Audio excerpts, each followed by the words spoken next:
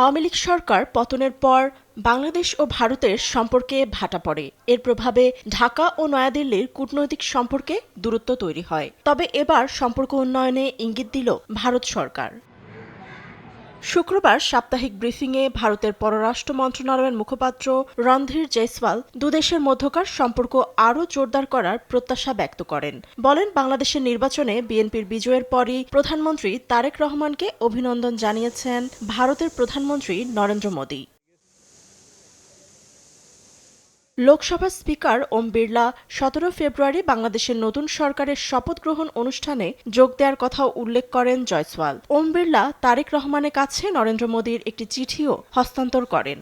Bangladesh prime minister his excellency mister Tarique Rahman প্রধানমন্ত্রী তারেক রহমানকে হস্তান্তর করা চিঠিতে গণতান্ত্রিক, প্রগতিশীল ও অন্তর্ভুক্তিমূলক বাংলাদেশকে সমর্থনে ভারতের অঙ্গীকার সম্পর্কে জানানো হয়েছে।